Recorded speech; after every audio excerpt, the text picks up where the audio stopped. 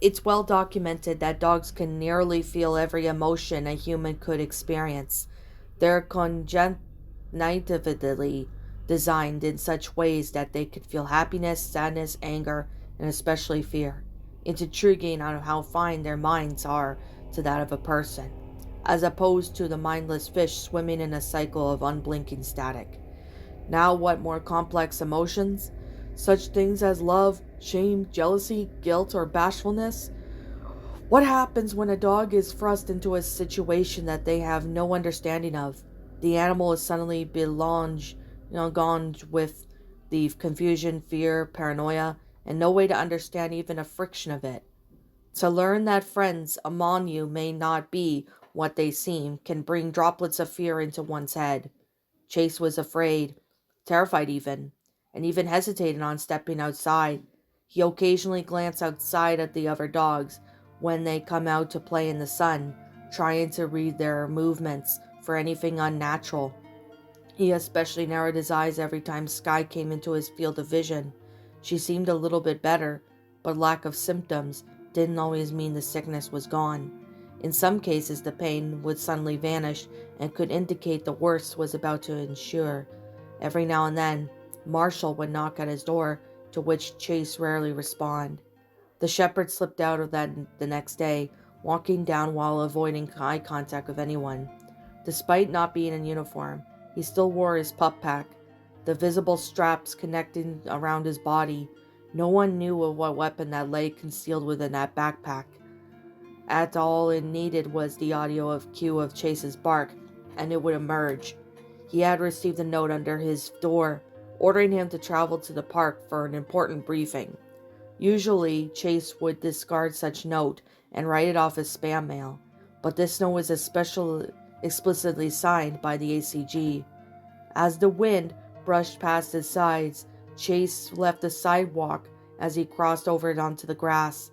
His mind was still disobeyed to his constant grips of clear in his head, the static noise filling his ears and taking a life of its own.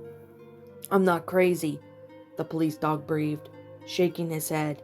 He had lost significant hours of sleep, anxiety gripping him awake and leaving him too afraid to shut his eyes, even for a few minutes. He found a bright patch of grass and lay down on it, purposely straying away from the other dogs as much as he could. His attempts were futile, however. He was out of the corner of his eye and spotted by a small terrier walking over to him. Chase sniffed and snapping his head at the other dog's direction. The terrier carried a smile on his face, feeling of joy and carelessness. Chase knew that this couldn't be the meetup. This dog was obviously an idiot, blind to the looming threat that he seemed to be aware of. "Hi," the terrier smiled. "I like your pup pack." Chase instantly growled in response, flattening his ears. Nothing could be trusted. Not a single one of the animals he shared the city with could be trusted. The terrier drew back in surprise, hints of confusion tossing around his face. He wasn't expecting the hostility from the shepherd, knowing full well of the reputation of the Paw Patrol carried.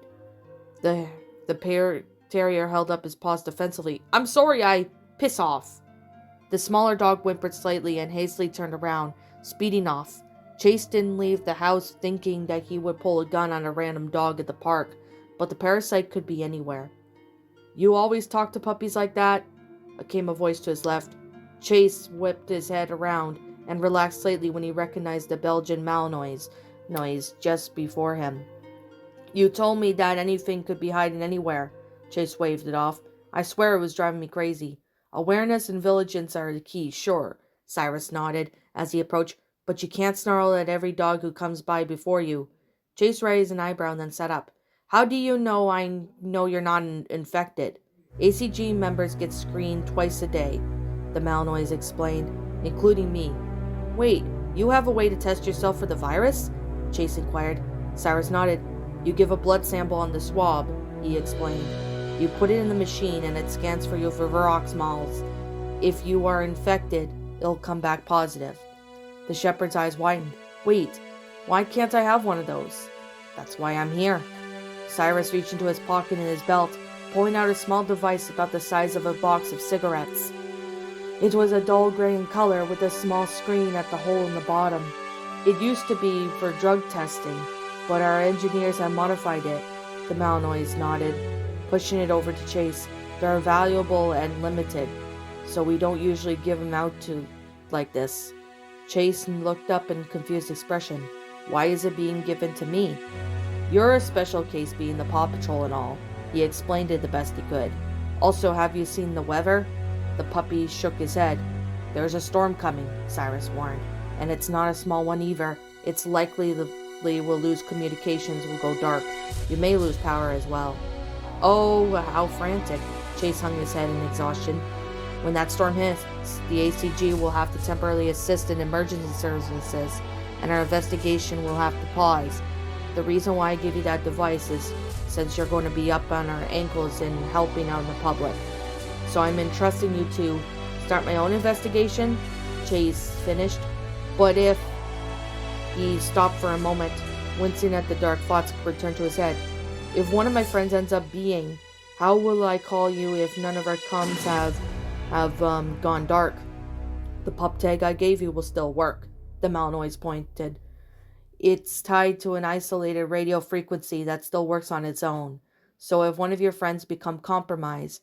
Yes, I know, I'll call you, Chase interrupted, growing agitated. Sorry, just... A little wince left his mouth as he confessed without realizing. I just don't like thinking about it.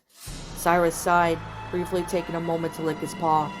He knew Chase was just a puppy, and although he couldn't show it, he felt great sympathy for what the small dog may be about to go through. Look, I'm afraid too, he said softly. I just want all this mess to be taken care of. All these people safe, you know? After a few seconds of staring at the ground, Chase nodded slowly, saddened as he lowered himself back to the ground. It's my job to protect people. I understand, Cyrus nodded, but protecting people can be dangerous. Dogs in the army, well, they die all the time protecting their homes. That's just war. We've seen that since the dawn of time. Bitter words began to seep in from Chase's teeth. This is different. Anyone around me could be a monster, and I have no way of telling. They're not monsters, Chase. Cyrus looked over at the puppy. Yes, there are a host, but they aren't monsters. Yet, the shepherd hissed. Well, that's why I gave you the blood reader. Test your friends, and certainly test yourself, he instructed. If a reading comes back positive, calls us right away. Chase looked up at us, briefly glancing at the group of dogs that ran past there. Was a lingering question that had been on his mind, and he feared to answer. Cyrus, Chase asked, what exactly will happen to someone when you find the parasite in them? The Malinois sighed, tilting his head back slightly as he contemplated the answer. He didn't want to unroll the truth onto the puppy, but at the same time he couldn't lie, not to Chase. We trapped them essentially, he explained. Tried to steal them somewhere before the Verox Malls realizes that they've been compromised. If we can't do it, and it erupts out of the host, I can only hope we can push it somewhere contained. Would the host survive this? Chase asked, the voice growing weary. The larger dog looked away slightly, well aware that this answer wasn't going to be a happy one. Chase, we use this world erupt for a reason. I've seen the photos, the recordings. Verox Malls tears itself out of the host's body, emerging out as a massive gory creature. So no, the host doesn't survive. Chase nodded in understanding. Go home, okay? The Malinois offered. I need to lead the ACG in our emergency relief for the storm. Your job right now is to protect your family. My family? Chase repeated, almost not understanding the meaning of the word. He hated saying out loud, but there was no denying that he truly loved his friends.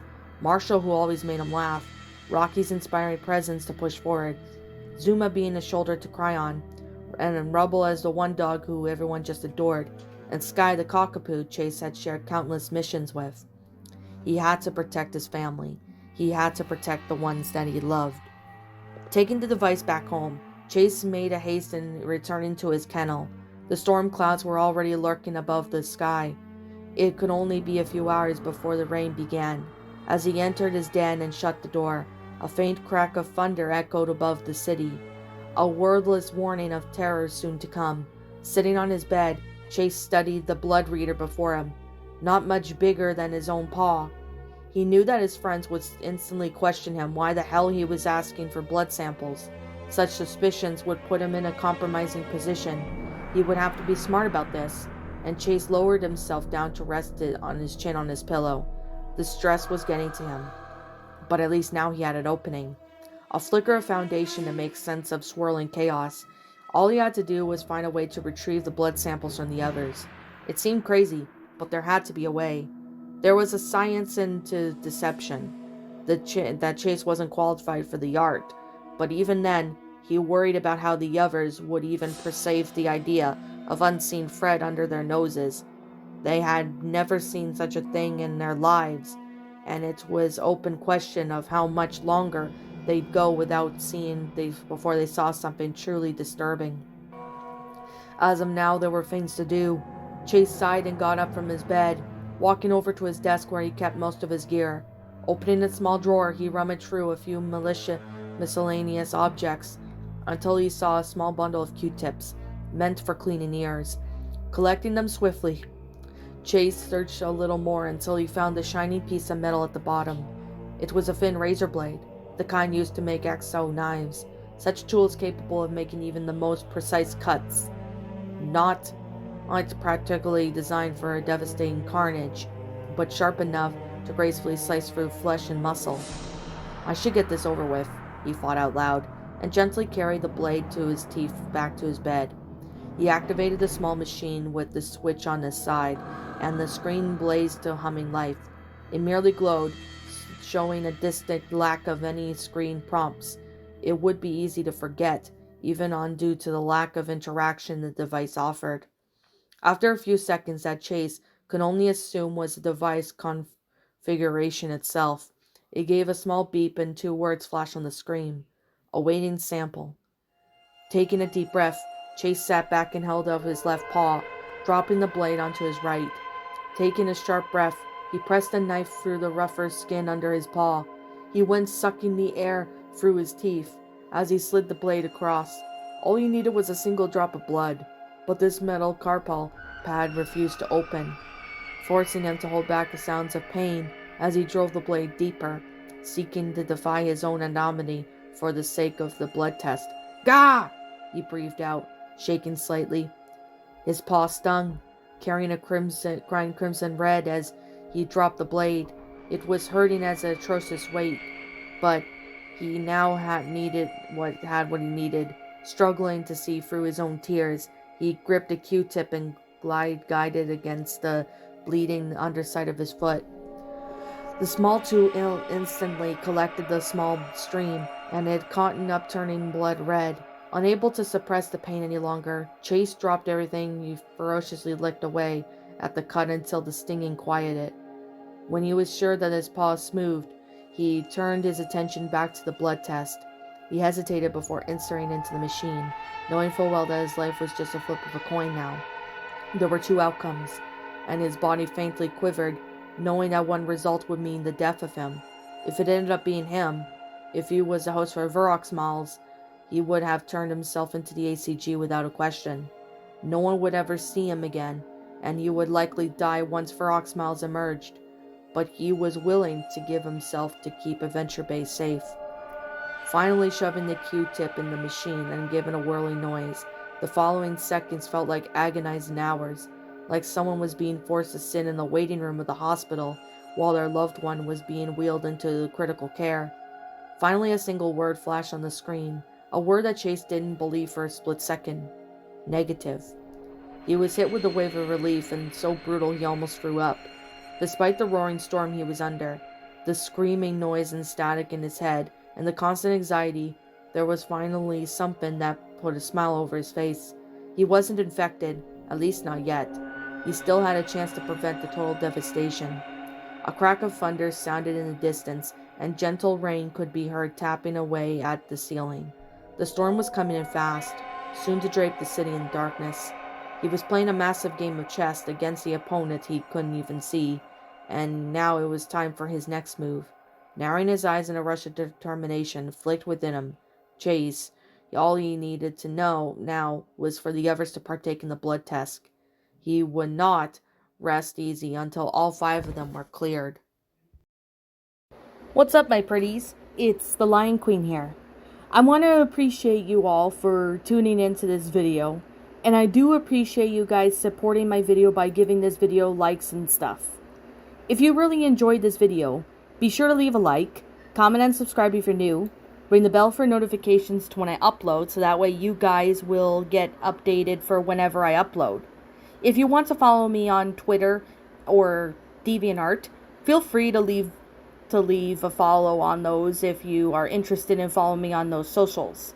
If you want to support my backup channel, known as Ms. Dark Shigo, feel free to subscribe to it, as a link to that will also be in the About page section. And with that being said, and that being the case, thank you so much for watching, my pretties, and as always, please stay pretty.